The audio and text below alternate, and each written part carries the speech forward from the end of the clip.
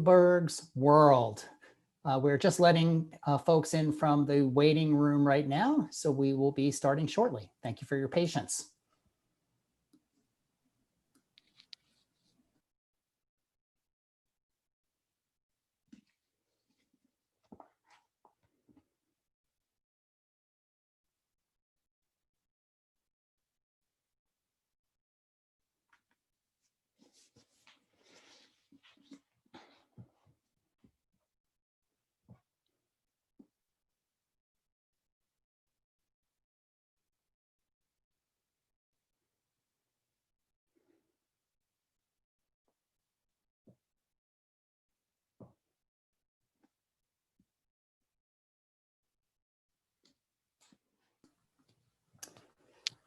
Good evening and welcome to the Book Club of California's live online program for Monday, October 19th, titled Gutenberg's World, The Rise of a New Technology in 15th Century Minds, presented by Alix Christie.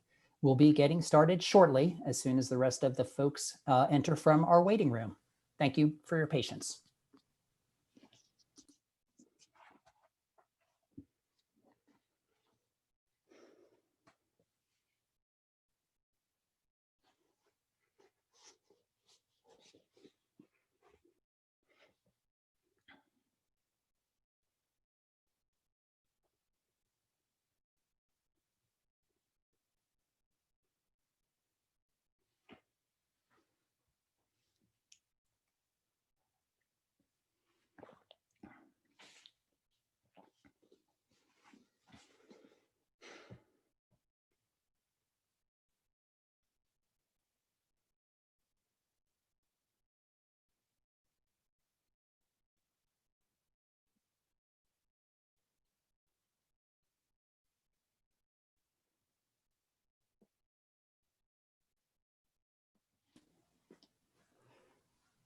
Good evening, everyone. I think we can get started here. It looks like most of the participants have made their way into the webinar from our waiting room. So good evening and welcome to the Book Club of California's live online program, Gutenberg's World, The Rise of a New Technology in 15th Century Minds, presented by Alix Christie. My name is Kevin Kosick, and I'm the Executive Director for the Book Club of California, and it's my pleasure to welcome you and host this webinar. Tonight, we have more than 160 people registered for this presentation. So for those of you who are new to us, the Book Club of California is a nonprofit member and donor supported organization dedicated to preserving and promoting the history of the book and the book arts. Oftentimes, we do that with a focus on the literature and history of California and the West. The book club publishes limited edition books, a scholarly journal, and keepsakes. We host a year-round series of exhibitions and programs like the one this evening on topics including fine printing, design, typography, bookbinding, collecting, and much more. If you're not a member, or if your membership has lapsed and you're interested in what we do, please consider joining our century-long tradition. Membership dues are modest, but the benefits are many, and we simply cannot do what we do without the support of our members. So I encourage you to visit our website at bccbooks.org to join or donate to the Book Club of California. And now for tonight's program. Alix Christie is an author, a critic, and a journalist. She apprenticed as a printer to her grandfather, the late Lester Lloyd, the longtime foreman of Mackenzie and Harris, now M&H Type, as well as to James Robertson at the Yola Bully Press. Her debut novel, Gutenberg's Apprentice, an account of the invention of printing and the making of the Gutenberg Bible, was published in 2014 and longlisted for the International Dublin Literary Prize and the VCU Cabell First Novelist Award. Her short fiction has been shortlisted for the Sunday Times EFG Short Story Award and the Novella Award, and it won the McGinnis-Ritchie Award from the Southwest Review. She holds a BA from Vassar College and a Master's of Journalism from UC Berkeley, and earned a Master of Fine Arts in Fiction from St. Mary's College of California. She reported as a foreign correspondent from Europe for many years for newspapers including The Guardian of London, the San Francisco Chronicle, and the Washington Post before turning to fiction. Christie is at work on a memoir and currently reviews books and arts for The Economist. Tonight, she will talk about the world and work of Johannes Gutenberg, as well as describing the principal actors involved and explaining the conditions in the medieval world of Mainz, Germany, that gave rise to the printing with movable type. If you have questions for our speaker tonight, please use the Q&A function in Zoom. We should have time at the end of the hour to take questions, and we'll curate the questions from the Q&A. And now, it is my pleasure to introduce Alix Christie and pass over the controls for tonight's webinar. Thank you, Kevin, very much. It's so exciting to be here talking at the Book Club of California. As you said, my grandfather was long involved in that institution, and I'm here from the Redwoods in Sonoma County. In case it's not a Zoom background, it's the real thing, folks. And I'm really pleased that it's funny to be talking as though on the radio and not being able to see anyone. But I wanted to just start by showing everybody the beautiful edition of Gutenberg's Apprentice that came out some years ago, about now 5 years ago. I'll be reading from it at the end of the talk, but I really just wanted to tell you how honored I am to be here to share some of the history of the Gutenberg Bible. In this talk, I want to not only explain how printing with movable type arose in a cathedral city of the Holy Roman Empire, but also how someone like myself, a journalist, would even imagine trying to tell this as a historical novel. It started, like many stories, with a news headline. I was working at the San Francisco Chronicle as a copy editor back in 2001, when an article in the New York Times caught my eye. It reported on new evidence from Princeton University that suggested that perhaps Johannes Gutenberg had not made the world's first metal type in exactly the way scholars thought he had, by using a handheld casting device. This is a block of a replica textura type that was cast a few decades ago at the Gutenberg Museum in Mainz. The museum developed molds, and they cast these letters based on its own copies of the world's first major printed book, known to scholars as the Bible of 42 lines. Of course, no type or typecasting material from this period has survived over 550 years. Back at Princeton, however, a team composed of Paul Needham, an expert in early printing, and Blaise Aguirre-Iarcas, a young physicist, scanned another piece of Gutenberg's printing from 1456, as well as Princeton's copy of the Bible. Using these scans and computational analysis, they determined that there was too much variation in the individual letter forms for them to have been produced by the same metal mold. They theorized that the types were cast in a temporary mold, perhaps made of sand or clay.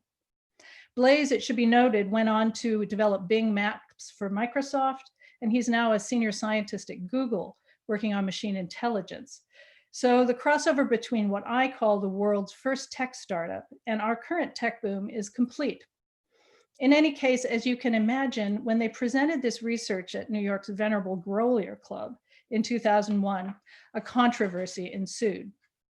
Back home in the Bay Area, I kept this article, little suspecting that it would lead where it did, but my interest did make a certain sense. Thanks to my grandfather, Lester Lloyd, I had been printing letterpress since my teens. As Kevin told you, he was the foreman of Mackenzie and Harris Type Foundry in San Francisco for nearly 40 years. Here he is with the Colonel, that's the Colonel on the left with Helen Lee. And many of you probably knew Helen Lee. And on the right was some apprentices setting type. Here he is making whimsical use of printer's pie, and him as a young man, circa 1940. I apprenticed to him and to Jim and Carolyn Robertson at the Yola Bowley Press. But I never imagined that after 20 years as a reporter and an editor and a degree in creative writing, that I would embark on a novel about the making of the Gutenberg Bible. I spent 7 years investigating the history of the first metal type. Only afterward did I realize how fitting those 7 years were. That's the exact length of time of an apprenticeship in a medieval guild.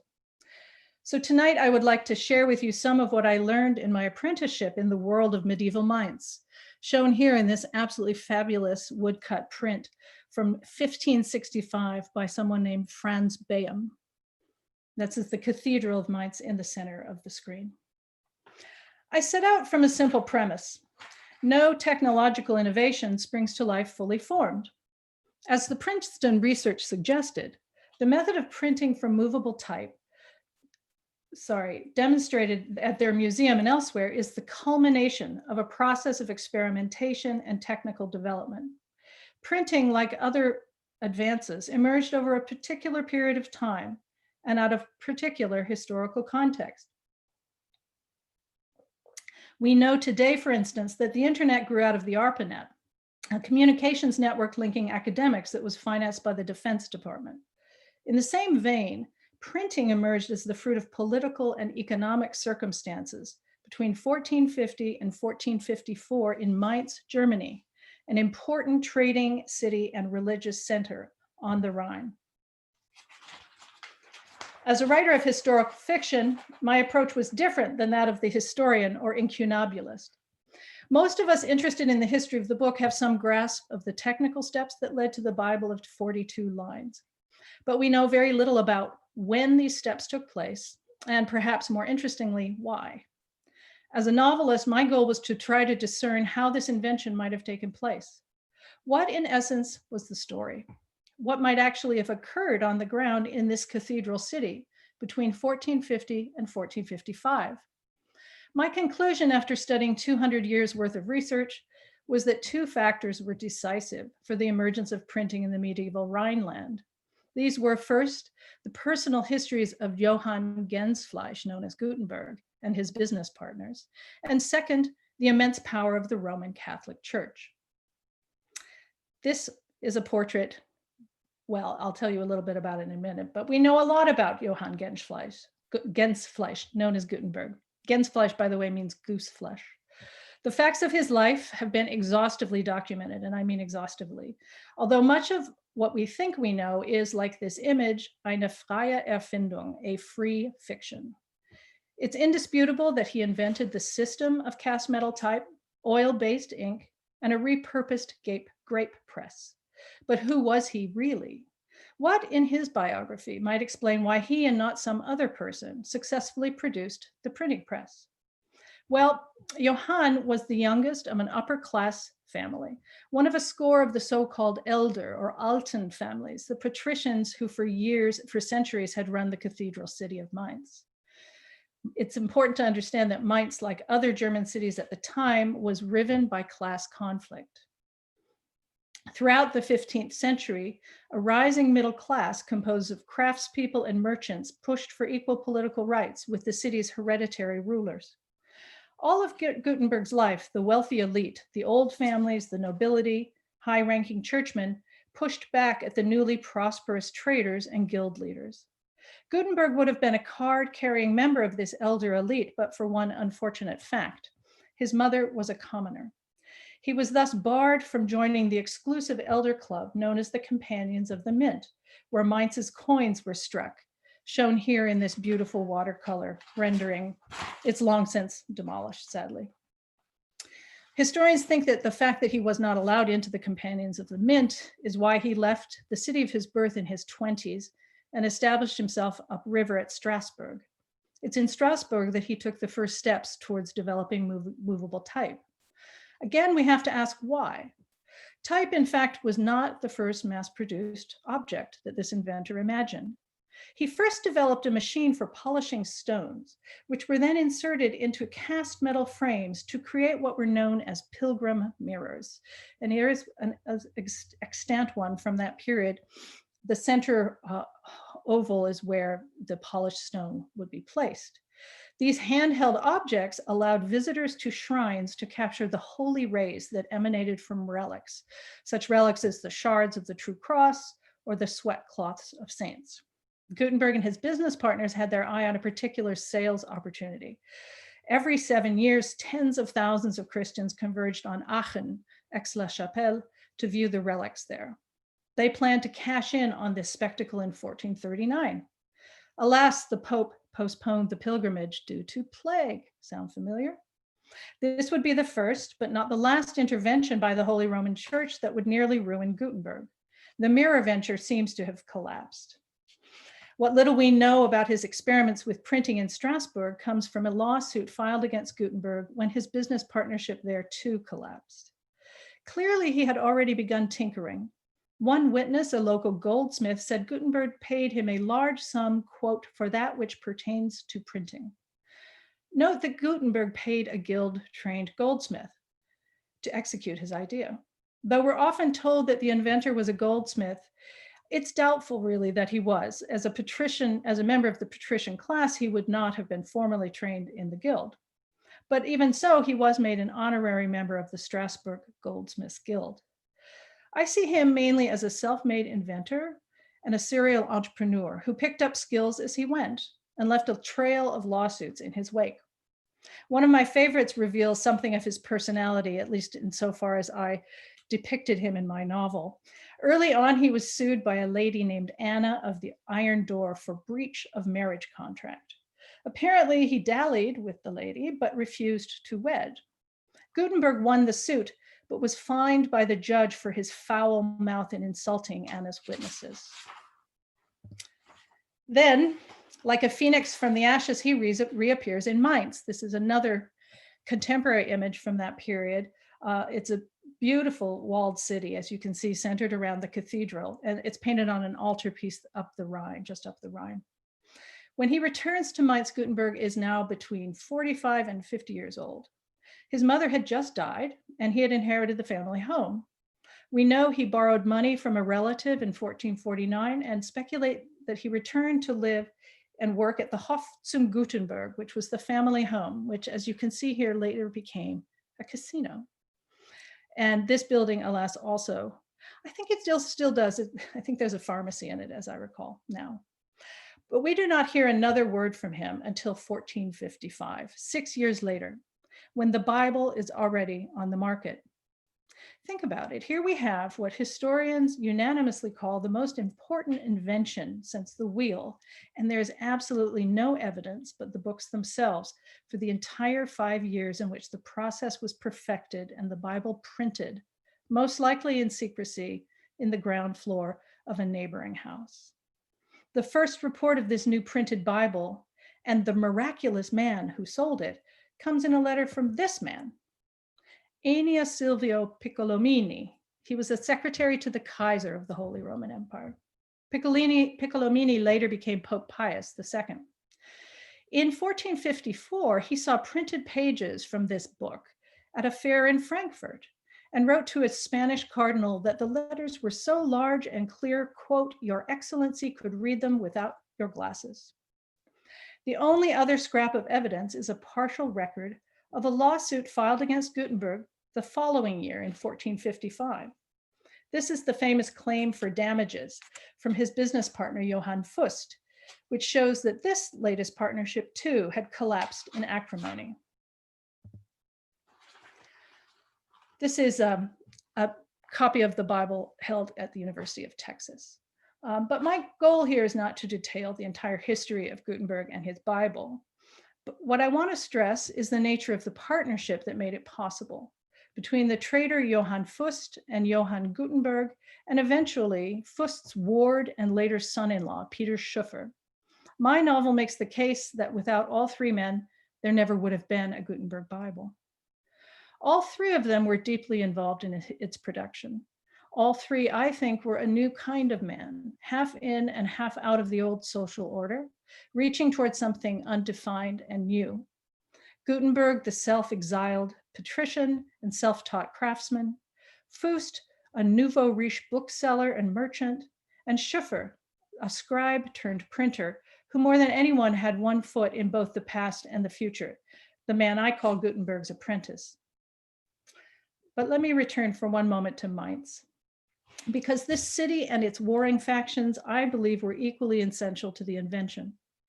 It was in Mainz more than anywhere else that the civilizational conflict that would bring the feudal age to an end was most explosive.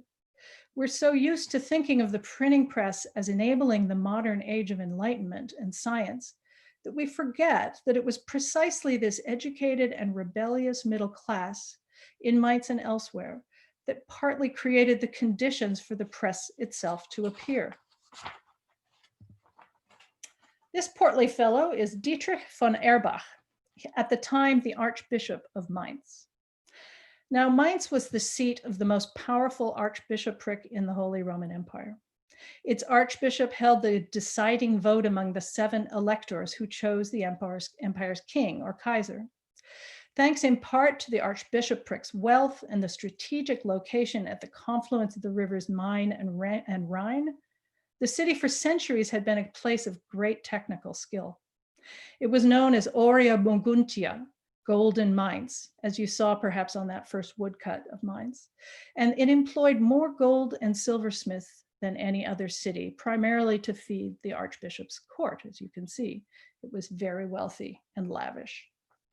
The only building to rival the cathedral was this building, the Kaufhaus, the massive trading hall. By 1450, however, like many cities, Mainz was depopulated and in decline. The devastating Black Death of more than a century before had wiped out a third of Europe's population, a third. In the generations afterward, for the first time, laborers could dictate terms. Newly rich merchants, meanwhile, were sending their sons, not their daughters yet, to the new universities in Paris and Bologna. By 1450, the balance of power had shifted between the landed and religious elite on the one hand, and the working and trading classes on the other. The workers for the first time ran the city. Fust's brother Jakob, in fact, was the city treasurer. So this is the context, the forge from which Gutenberg's metal letters emerged. Class struggle that would, in Mainz at least, end finally in civil war. There were other Europeans experimenting with type and printing too at that time, in Avignon in France and in Holland. But only in Mainz did an inventor find both the capital and the specific project that would make it work. This is one of my favorite illuminations. This is a page from the copy of the Gutenberg Bible in the Göttingen University Library in Germany. There are 48 copies still extant of the estimated 180 made. Now, this Bible is 1,286 pages in length. It has been exhaustively studied over the centuries, and in the past 30 years by a new generation of scholars using new technologies who have pried out many of its secrets. Scholars now think that it was printed on between 3 and 6 presses and required at least 2 years of casting, composition, and printing from a team that by the end must have numbered up to 20. We even know, thanks to spectrum analysis at UC Davis, which pages were printed with the same batch of ink. It's incredible. In any case, you can tell it was a mammoth undertaking. It seems obvious that no man, not even a genius, could have done it all himself. Today in Silicon Valley, we recognize that most innovations are the fruit of collaboration. Brilliant ideas are executed by brilliant teams, as Walter Isaacson argued in his book, The Innovators, and Blaise, the Google engineer who analyzed Gutenberg's letter forms, agrees. Indeed, to Gutenberg's contemporaries, the invention of printing was always understood as the product of a holy trinity, composed of Gutenberg, Fust, and Schoeffer. Oral ballads on the Rhine sang the praises of all 3 men, who in this 19th century painting all seem strangely to have the same face. In the center, of course, is Gutenberg, but I'd like to tell you a little bit about his partners. To our right with the fetching legs is Peter Schoeffer. To our left is Fust, demonized for centuries as the man who ruined Gutenberg by demanding repayment of his loan too soon. This is, in fact, the dominant narrative in the public mind. The lone genius stripped of his invention by the reprehensible Fust and Schoeffer. But in light of the most recent research, this is a narrative we can no longer seriously accept. Fust is often described as a lawyer or a notary, but that's a poor description of a major figure in Mainz at this pivotal time. To be clear, Fust was Gutenberg's venture capitalist, his VC. He invested the equivalent of 25 fine townhouses in this fledgling business, first as a loan and then as an equity stake. Why? The short answer is that he was a traveling merchant who dealt in many wares, including manuscript books. There was a tremendous hunger for learning and books all across Europe. He saw the opportunity. His family history is just as interesting. His father was, in fact, a goldsmith in Mainz and a judge. His brother Jakob Fust was also a goldsmith, high enough in rank to be elected treasurer and eventually mayor of the city. Johann Fust was a rich and respected citizen with close ties to City Hall. This is the illumination of the so-called Burgos copy of the Gutenberg Bible in Burgos, Spain. As you may know, the books were sold in folded quires or signatures, unornamented, and buyers rubricated, in other words, wrote in the red marks, the red lines and the red accents, and decorated by illumination, according to their own means and taste. This particular style of decoration that you see here led a German art historian to postulate that Fust might have been the marketing brains behind the Bible operation. Fust, it turns out, was savvy enough about publishing to have hired an illustrator to illuminate a number of copies of the Bible. 2 of the surviving copies bear this same style of decoration, as do other books later published by the successor firm of Fust and Schoeffer. Note the branch at the bottom of the page, the two crossed branches, which in Latin is called a fustus, a reference to Fust that later recurs in the printer's device used by their firm, and after Fust's death by Schoeffer alone. You can see it right there. This is Peter Schoeffer's printer's signet that appears in the colophon of all the books he printed. Here is all we know about the man I call Gutenberg's apprentice. Not all, but we have no image. The label is in no way controversial. Printing historians have always assumed that Schoeffer was trained by Gutenberg. For most of the past 500 years, though, he's gotten short shrift from scholars.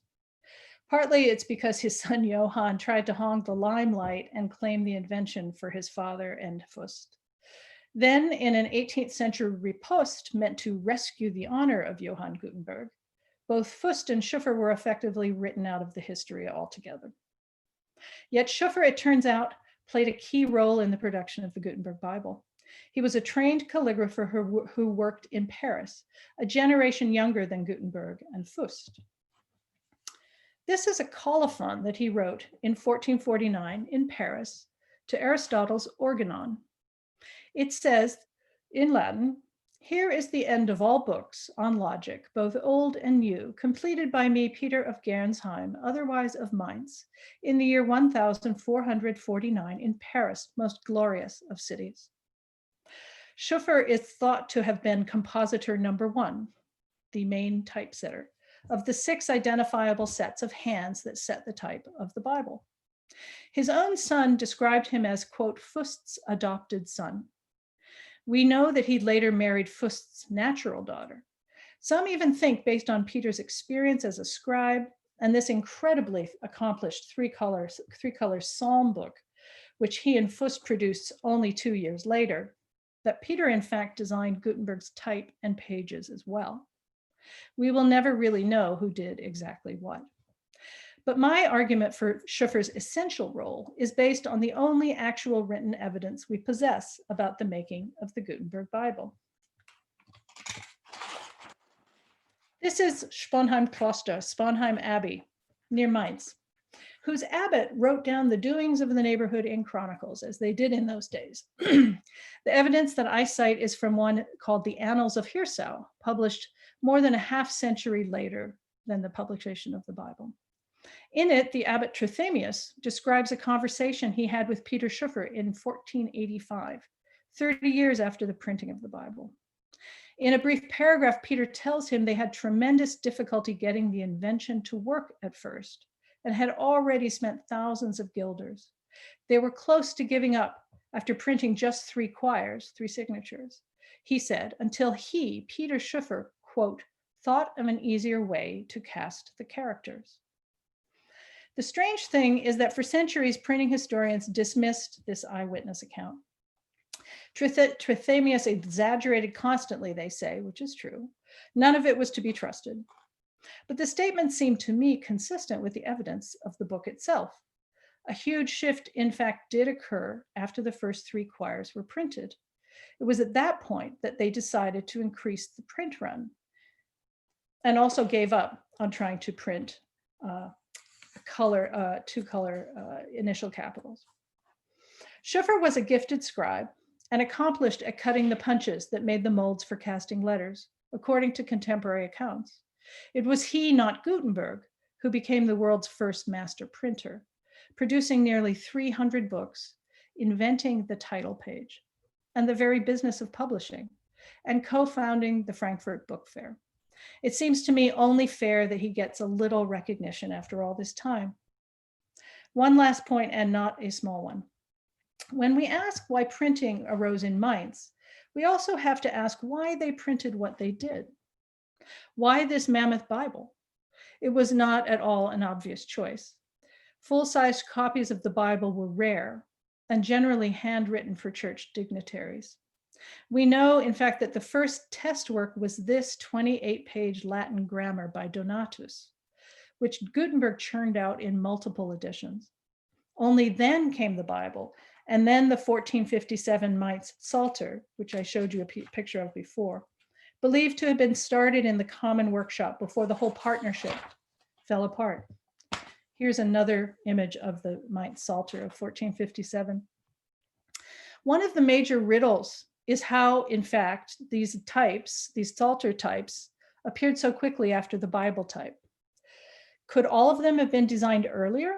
And were they, as many have theorized, developed first for a missal, the Handbook of the Mass, which requires, as this Psalter does, several different sizes of type. As you can see, there's a smaller typeface with the music chants in this image. Once again, we have some clues from the tumultuous history of Mainz. I was amazed to discover that, in fact, there had been a project to produce a new missal in the Archdiocese of Mainz in 1450, 1451. This is not generally known.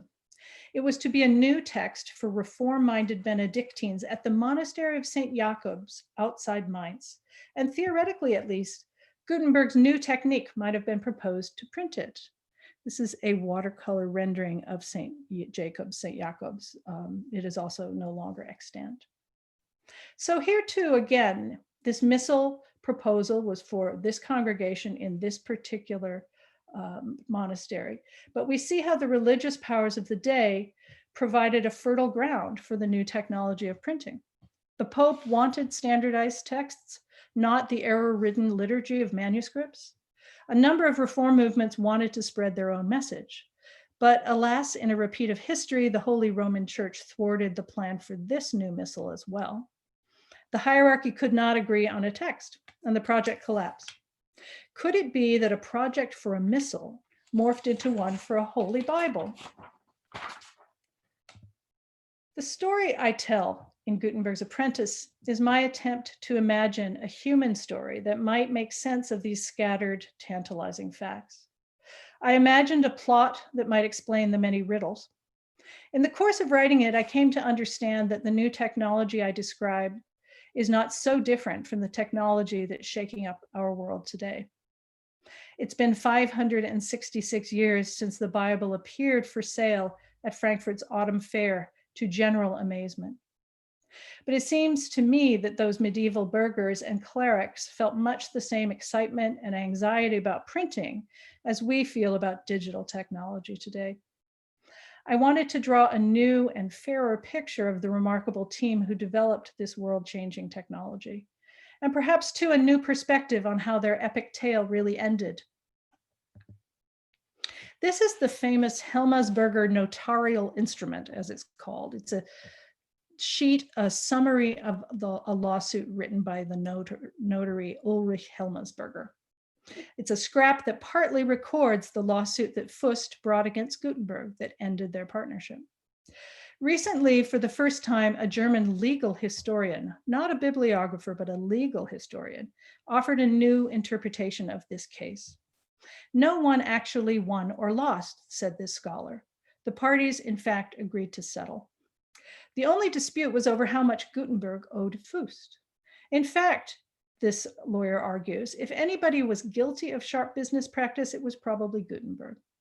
One man walked into the history books, the other and his witness, Peter Schuffer, remained in his long shadow. But these three men came together in a remarkable place at a remarkable time, just long enough to change the world. Here's a 16th century depiction of a print shop by Jost Ammann, a famous Dutch woodcut maker. I'm going to finish with a short reading from the novel. And I thought that I would read from the second book of the novel, which is entitled The Book of Exodus, chapter 7, entitled Impressorium. It describes how I imagine the first day of printing the Gutenberg Bible. And I'd like you to note that this scene takes place halfway through the novel. It took an enormous amount of time for them to even get to the point of putting ink to type. Chapter 7, Impressorium. Tuesday after St. Augustine, 30th of August, 1452. The days of the saints are lettered in red. It has always seemed to Peter Schuffer that this day should be remembered the same way. The morning they began the printing on the Bible, the crew came round the press in the cool darkness before dawn. The master stood before the oaken frame, his hair pulled back, his eyes uplifted as if at an altar. May God Almighty bless this work, he boomed and raised his arm. Peter held his breath through that first pull, ears waiting for the telltale metal bite, the little grunt that Ruppel always made at the last tug. Then everyone stepped back as Keffer hauled the whole works out and peeled the printed sheet away. Gutenberg and Fust each took a corner of the sheet and bent their heads, one dark, one fair, and surveyed it closely. Peter never would forget the look of triumph they exchanged. Fiat imprimere, his father cried this time. The crew all hooted. The press began to crash as the two pressmen found a rhythm.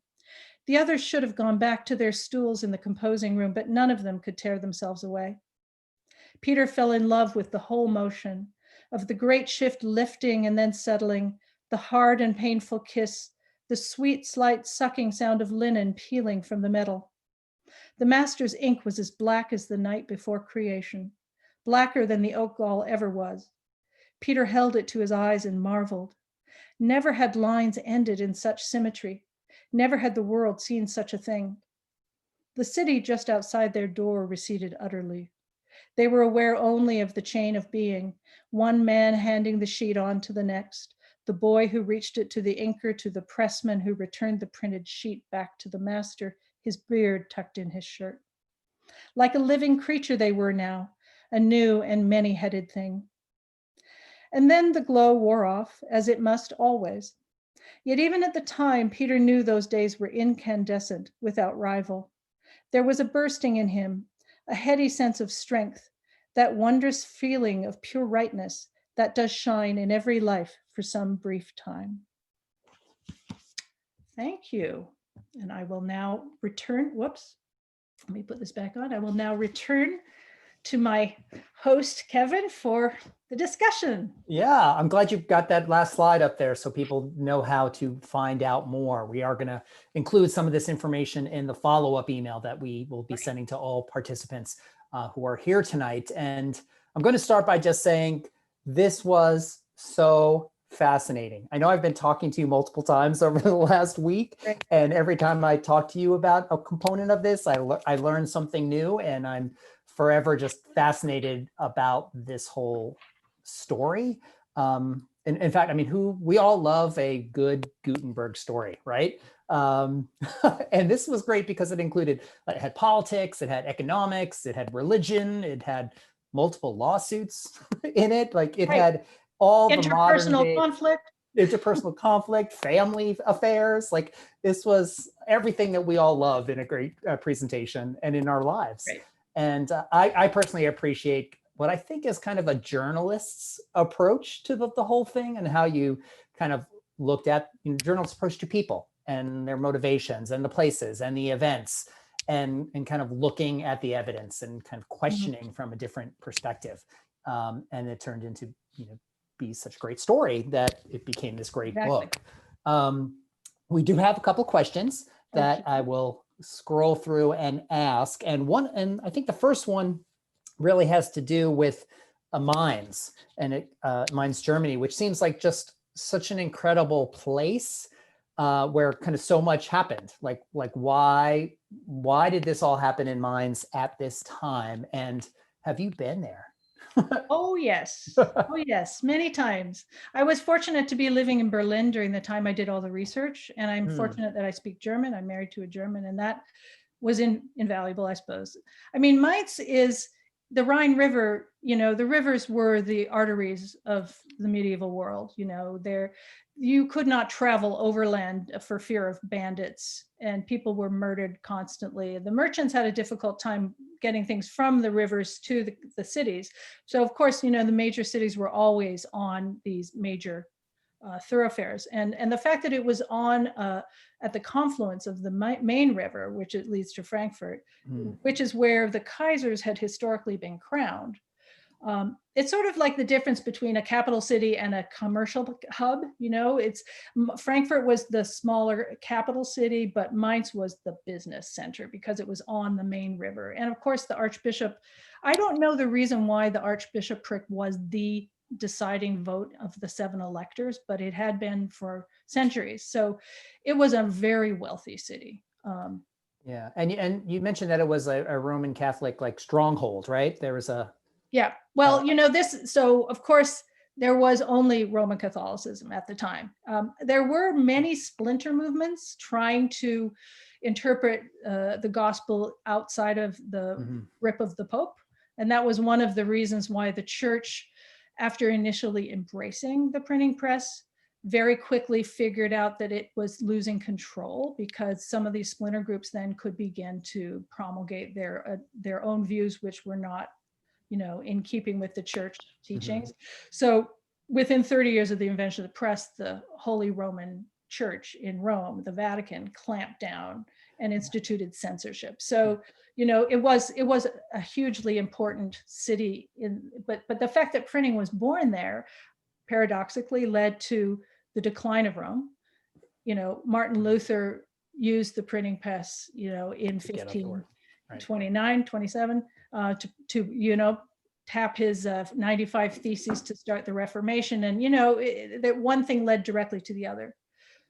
But I think what interested me was also the social and political background too, which grew out of the plague, which was so interesting, which was that, Europe was decimated, and every city, the cities basically advertised for workers, and they gave workers who would come to their city to labor, they gave them tax holidays. They were trying to lure them in with incentives because there just weren't enough people around, which really weakened the old, the old feudal structure completely. Do you know how the church found out about Gutenberg's print production thing going on there? Like, who ratted on him? Well, he didn't actually get ratted out, which is one of the amazing things, because I invented a subplot in the novel because literally they were printing it under the nose of the Archbishop in secret, and it was not something that the church was liable to look fondly upon. Although it seemed quite clear that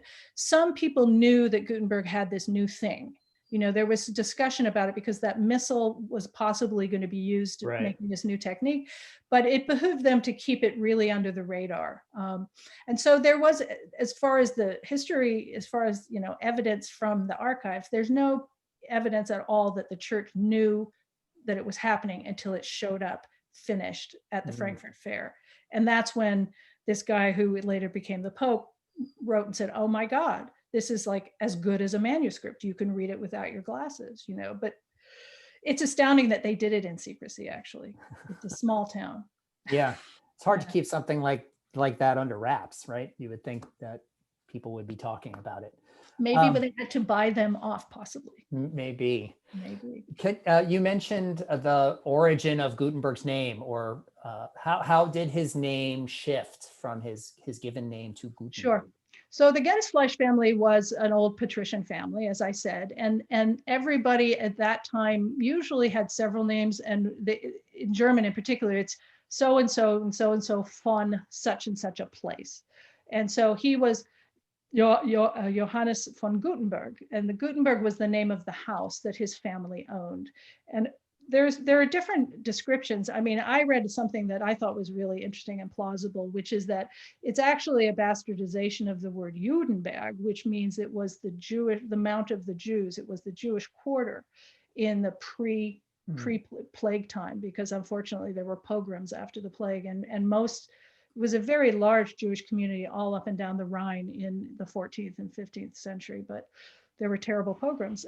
So they weren't there any longer, but that may have been the origin of his name, which I think is, a lot of people erroneously think it has to do with goodness, or Guten, because Gut means good, but it's probably not. Berg means mountain. So Good mountain. yeah, good mountain. Here's a question about the actual original press. Yeah. Are there any pieces or parts of Gutenberg's original press existing, or have they been found anywhere? Are there any stories about them? I think they're probably somewhere along with the original pieces of the True Cross. I think they're all in the same location. No, however, there's an amazing craftsman in England named Alan May who reconstructed a Gutenberg press. He did it initially for a TV program run by Stephen Fry, which I'm sure a lot of people have seen, about the origin of the printing. And it's now at the St. Bride Foundation in London. And it's a fantastic, there are renditions, like in the photo that I just showed you, I'll show back, we have these almost contemporaneous images that show what they looked like. So Alan, for example, he analyzed this and a couple of other woodcuts and came up with the proportions, the fact that it was bolted to the ceiling. In this particular one, I think, I'm not sure if it's this one or not, my face is obscuring it. It says Scheffer on the cheek of the press, I think. Or maybe not, is another one that does that. In any case, no, there are no extant pieces left. The oldest type that was ever found was found in the River Rhone outside Lyon, because Lyon was a big capital of printing too. Right. And they found it in the riverbed, in I don't remember when, in 1850s or something. And so they know that there was type cast at that time, but it's more than half a century ago, half a millennia ago. So yeah. So I guess another very specific question. see how you do on this. It's about the material that paper was made of during this time. Can you tell us a little bit about? Yeah, it was made from linen. It was made from cloth. Paper came into Italy. I'm trying to remember exactly. I did not look up on. I looked up all my printing stuff, but not my paper history. Printing came in, I think, about 100. Paper making came into Italy in about, I want to say, the turn of the century, 1400 or so. But it was all made from fabric that was beaten down and pulped and turned into paper, the linen. And then the paper itself was made I think it was made from flax. Now I actually have to confess my ignorance. I've forgotten what the paper originally, you could use different plant materials to make the paper. And the interesting thing about the Gutenberg Bible is that the 50% of them were made, a quarter of them were printed on vellum, which of course is calf skin or lamb skin, depending. These were sheepskin, I think. Yeah, they were sheepskin. And 3/4 of them were printed on paper. And originally they they think that when they increased the press run, the partners realized it was really a business decision. Oh, we can actually sell more of the more expensive ones. So they increased the number that they produced on vellum. But it took something like, how many? I used to have a number for how many sheep had to be killed for each copy. Yeah, it's a crazy high number. It's a really high number. It's something like 400 sheep. Yeah, 380 something sheep or something like that. Exactly. Exactly. And the thing is, so the paper copy, they were designed to be used in monasteries at the refectory to be read from aloud. They were what's called a lectern Bible, 1.5 by 2 feet. And in order to buy one, the paper ones cost 30 guilders, which was basically a working man's annual salary. And the vellum ones cost 3 times that, 90 guilders, which was basically the cost of a fancy house. So, they were not cheap, and they were not usually designed for individual ownership. They were mainly for the market that Gutenberg and Fust had in mind, was the monasteries who were reforming. Yeah. Can you, I know you mentioned it in the talk, but give us the specs again on the print run, right? How many were made? And you just gave us the 25 vellum and 75% paper. They think that there were 180 made. And of that, an enormous number. It's not a rare book. There are 48 of them. you know, in various states of, well, 48 complete Bibles. And then, of course, unfortunately, some in the 1950s, a lot, when some of these came up for auction, they were ripped apart and sold by leaves. So you have a few of these leaves that run around the auction houses. But the last time that one came up onto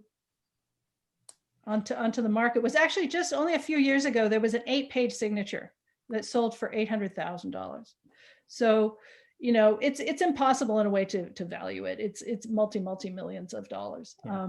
But Priceless. yeah, and the nice thing is they're in many libraries, and you can go and look at them. You know, the Library of Congress has one, and the Morgan has two, and you know, the Huntington has one, and what's extraordinary, and I will give a shout out to my website. I was so in love with all of these medieval images that I spent a ridiculous amount of time building this website to share the images. But I also have links to all of the, I think almost all of the digitized versions of the Bible that exist. Many of them have been digitized now, at Yale, for example, at the Beinecke. I mean, it's amazing. You can just zoom in. The British Library has 2 copies. You know, you could spend hours looking at them. So those are digitized now, but maybe you could tell us a little about what your research experience was like, going to different libraries, how you were able to get in contact. Sure. Were you able to hold or touch any? Or I was. It was really kind of one of the most exciting moments of my life. Yeah. So the story, I really stumbled into the whole thing. Really, I saw this article in the New York Times, and then I ended up at the Strand Library, which is, you know, one of my, the Strand bookstore in New York. And in their little dusty printing history thing, I found this small monograph on Peter Schoeffer, who I had never heard of before. Most people haven't. And it was written by, what was his name? Helmut Lehmann Haupt, who was a very famous figure in book history. Anyway, I had never heard of Peter Schoeffer. So I started reading about him, and I moved to Germany. I was living in Germany at the time. And the more I learned about him, the more I realized, wow, this is a really interesting story. Independently, I got in touch with Needham at Princeton, because he and Blaise had done the research that started the whole thing. And we corresponded for a long time, and I went to see him at Princeton, and it was astounding to me. He pulled out the Bible, he pulled out the Mainz Psalter, he pulled out a bunch of amazing books, and he kind of balanced them on an armchair and said, here, have a look, you know. And I said, don't I have to wear gloves? And he's like, no, the oils are really good for the vellum, you know. And so I held this Bible, and it was extraordinary. It was really amazing. Wow. The other thing I should say is that there was a little operation called Octavo Additions, which was a very early digitizing service, which was done by Ginger at Beef at 42 Lines in Berkeley. She pioneered digitizing high-res images. So I had a CD of the Gutenberg Bible, and I think it was the Library of Congress copy, which, you know, I don't read Latin, but I read it. I read it very closely, you know. Yeah. So. Wow. Yeah, that's incredible. I can't even imagine being in the room with one and holding one. So that's terrific. Very lucky. Yeah. I think, you know, not many people get to, and it was a high point. Well, how did you come across and, you know, source all of the images that are now on the website or used in your presentation? They're incredible. Yeah, it took a long time. Yeah. I mean, I spent a ton of time in Mainz. I think I went there 3 times, and I got to know the head of the city archive pretty well. And he was really, he's the one actually who turned me on to the book written by this legal scholar that analyzed the lawsuit in a fresh way. And he basically gave me the run of his archive for images and helped me find images of these things I was trying to find. And then when it came time to do the website, they kindly let me do it, you know, as long as nobody would rip them off. And otherwise, Frankfurt, you know, they're good at documenting their history and maintaining good archives in Germany, which is really helpful. Yeah. Yeah. So we're coming up on the top of the hour. So if anybody out there wants to get a question over in the Q&A, now is the time to get it in there. There's still a couple more that I'm going to get to and see how Alix does. In terms of print production, there's a question, and I think someone just needs to be walked through, like, how were these printed? Like the go ahead. Okay. And specifically how they got illuminated, like what that whole. Okay, so how that, well, first of all, so they had to make the type. Mhm. So the big controversy is how did they make the type? Like everybody pretty much who knows anything about printing knows that they pour hot metal into a mold and make an individual letter of type. And that's how it's been done and is documented since like 1470, but nobody really knows how it started. And so there are different theories about whether it was a permanent mold like that, so every letter would be identical, or whether it was a temporary mold that they had to make it anew each time. And that's what the whole argument was about. Right. But in any case, they had to make all those letters. And then all of these people, all men, had to sit in rooms and compose them into lines. It was the Vulgate Bible. They divided it up into 6 hunks, because I think probably it grew as they began to realize what a huge project it was. Initially, they had 4 typesetters, then they had 6. And then because you can tell by the way that the book was printed that, one guy might have finished on this page and they should have continued, but actually it starts on the next page. So they divvied up the work. And the compositors would then take a page which was probably possibly tied. There's a lot of dispute. Nobody really knows, but you would slide it on a tray and you would take it over to the press. And it would be held firmly in some way in the bed of that press. Again, here we can go back and look at the picture and see. Yeah, that's a great picture. Yeah, so see the guy on the left, basically this press bed moves. It's on a runners, it's like a sleigh. And so what they would do is they would put the type in the bed and then they would push it under this giant threaded spindle, which has a big bar coming out. And the pressman is the guy who drops there's a block there to the left of his elbow. I actually skipped a step, which I'll tell you in a second, but sorry, the fellow to his left is holding 2 ink balls. The beaters. Yeah, the beater. And the interesting thing about ink balls is that they are poreless leather, which means they are made of dog's hide, because dogs are the only animal that doesn't have pores in their skin, because they breathe out. And that way, the ink doesn't sink into the leather, it stays on top. So anyway, he would ink up his dog's tongues, as they were called, pat them all over the type. They would lay a piece of paper on top, or vellum, shove it under the block, the platen, which is dangling underneath this giant screw. And then the pressman would pull this down and it would crash down and impress an enormous weight, press the ink into the paper, and then they would lift it up, pull it back out, and peel it off, and they would have 1 sheet. And they would do that 180 times for each page. In one color. It's one in one color. It's right. Yeah, the interesting thing about they were very creative, very inventive. Gutenberg was an inventor, really. And so early on, they wanted to print it in 2 colors. They thought they could do that.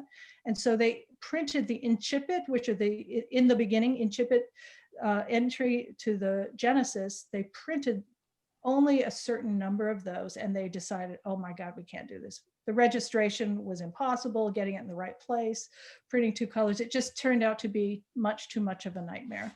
So, but there are some copies of the Bible that have it printed in red, very few. But that's how scholars have been able to, piece together how they actually made the book, that they started doing it this way, and then they abandoned it. Then they printed a certain number of copies, and then they realized, oh, we can print more, we can sell more. So they increased the press run. And the way that they do, it's just you compare the books, and the different books are different. And that allows you to deduce how they actually manufactured them. And anyway, then they hung them. You don't have a picture of them hanging them here. You have the compositors in the back setting the type, which is quite cool.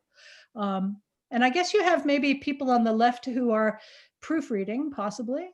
There are plenty of errors in the Gutenberg Bible, but after the pages are dry, they're gathered together into signatures of 20 pages. So 5 sheets, both sides. And they're very big sheets, as you can imagine, in order to be that size when they're folded. And then once they were folded and gathered, they were sold as is. The Bible was just sold unadorned, unrubricated, and the buyer would then give it to the illuminator of his choice or her choice. And that's why it's so wonderful to look at the different editions, because the style in Bohemia was different than the style in Great Britain. And these books sold all over Europe. They are in all of the royal households now, in all of the state collections, because they were sold across what was then, the upper classes in Europe. So hopefully that answers some of the how. Yeah, I think that does. People were questioning how it got through the process into illuminators, which were outside of the print shop. So how are these Bibles stored now and preserved? That is a question I don't know the answer to. I suppose the one word would be carefully. Carefully, and under conditions of great climate control, and they're usually displayed. They're on display mostly in like the Wunderkammer of the different museums. Like the Yale copy is in the Beinecke Rare Book Room, and they make a big production every time they turn the page. They release a little video so people can see it's a new page that's displayed. People like the Princeton copy was kind of in a locked chest, and he pulled it out. It wasn't on display. I haven't been to the Huntington. I'd like to be there. I would love to go on a tour of all of them, but I think I've only probably seen maybe a dozen or so. So let's see. We can get in one more question here, and it's a people question, and I think it has to do with the research on how you got some of this information about the relationships, like where. So I mentioned this monograph that was written about Peter Schoeffer. It was translated into German only in 2003. It had been printed 50 years earlier. And the woman who wrote the introduction to this book was really the person who opened my eyes to the relationship between the three men, and the fact that in the history, in all the oral history along the Rhine, it was always considered the work of the three of them and not the four of them. And she really advocated strongly for Schoeffer's role as the main kind of artistic genius behind the book. The problem is and what she was the head of the German Börsenverein, which is the German book industry organization. And she said, the problem is we heaped all of these attributes needed to make this book on this one individual. And it's a bit what I was saying earlier about collaboration. He was a brilliant inventor. After the Bible, he went on and invented something that resembled linotype.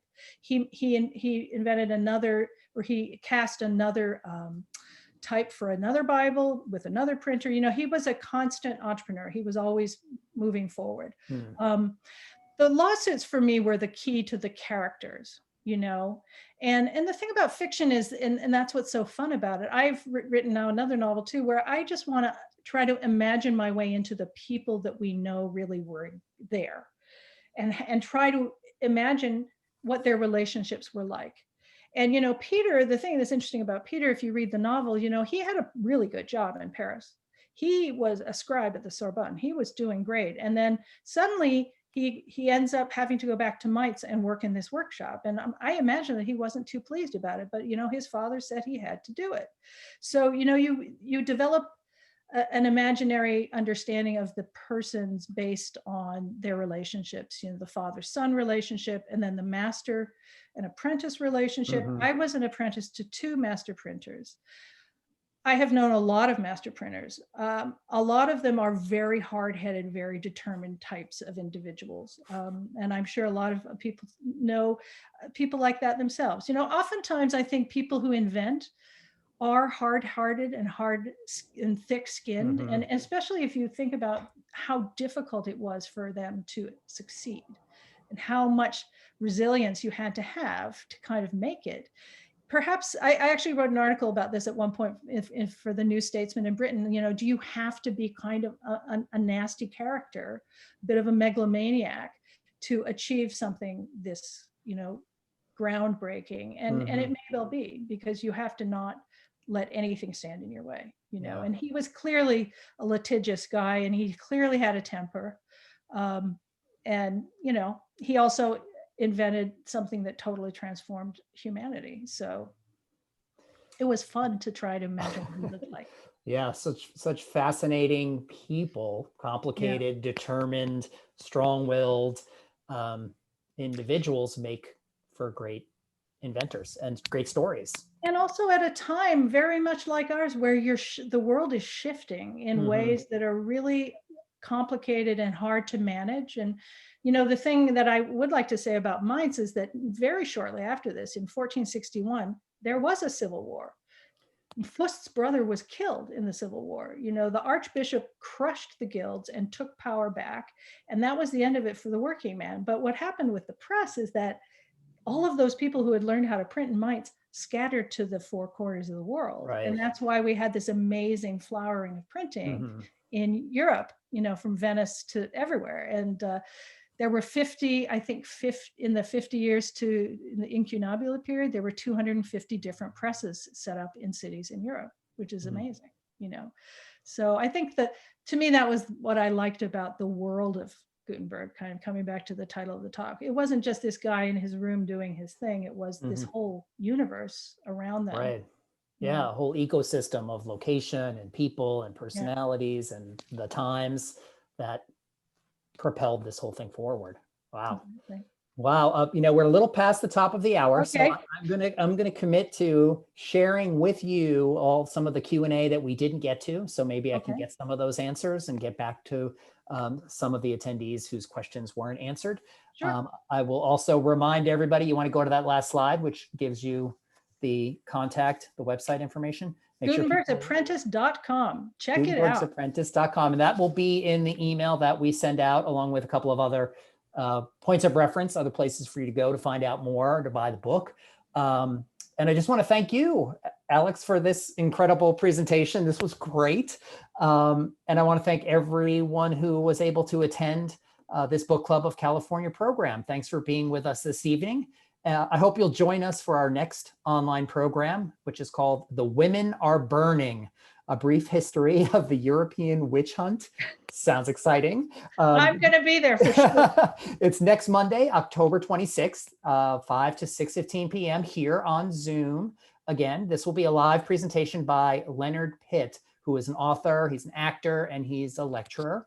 And he's going to be bringing us The Women Are Burning, A Brief History of the European Witch Hunt, another book club live online presentation. And you can register for this event online at bccbooks.org/programs and find the event and hit the register link. Or you can just look for the link in the next upcoming programs email that you receive from the Book Club of California, and you can register that way.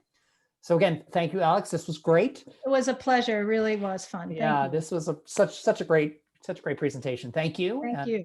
And thanks everyone for joining us. Thanks everyone for being invisibly present. I hope everyone has a wonderful evening. Be well and stay safe. And we'll see you here back on Zoom next week. Thanks. Thanks. Bye-bye.